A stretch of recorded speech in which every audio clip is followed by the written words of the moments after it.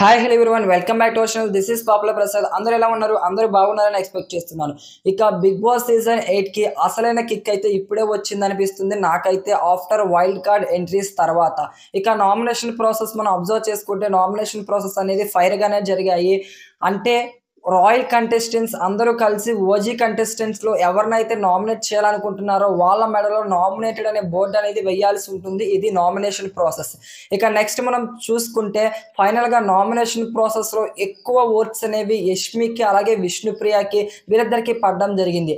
అయినా సరే యష్మికి ఇంకా బుద్ధి అయితే రాలేదనిపిస్తుంది నాకైతే. యష్మి అయితే ఇంకా అంతే అగ్రెసివ్ గా ఉంది.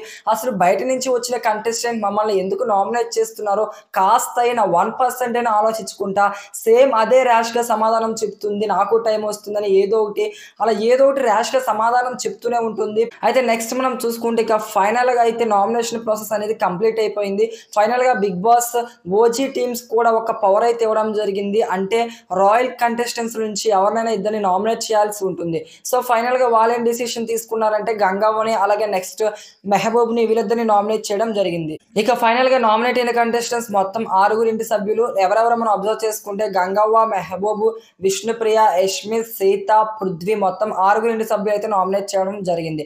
ఇక మనం ప్రీ ఓటింగ్ పోల్స్ అబ్జర్వ్ చేసుకుంటే ఎవరు ప్రీ ఓటింగ్ పోల్ లో ముందున్నారో, ఎవరు తట్టా బుట్ట సర్దుకోవడానికి రెడీగా ఉన్నారో మనం మాట్లాడుకుందాం.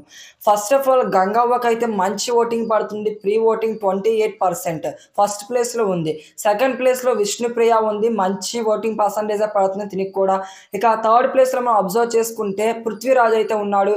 ఇక ఫోర్త్ ప్లేస్ లో అయితే యష్మి అయితే ఉంది. నెక్స్ట్ ఫిఫ్త్ ప్లేస్ లో మెహబూబ్ ఉన్నాడు. సిక్స్త్ ప్లేస్ అయితే సీత ఉంది. సీత కంటే ఓటింగ్ చాలా అంటే చాలా డ్రాప్ అయింది. అసలు ఆ ఓటింగ్ అనేది అంత ఎక్కువ పడట్లేదు. సీత చాలా అంటే చాలా డేంజర్ జోన్లో ఉంది. మ్యాక్సిమం 99.99% సీత ఈ వారం తట్టాబుట్ట మోటా మూపు అన్ని సర్దుకొని వెళ్ళిపోవడం గ్యారెంటీ నాకైతే తెలిసి. ఇక మీ ఫేవరెట్ కంటెస్టెంట్ ఎవరు? మీరు ఎవరు ఓట్ చేస్తున్నారో కింద కమెంట్ సెక్షన్లో తప్పకుండా కమెంట్ చేయండి. ఇలాంటి మరిన్ని లేటెస్ట్ అప్డేట్స్ మన ఛానల్ సబ్స్క్రైబ్ చేసుకుని ఇక ఉంటా. By by guys.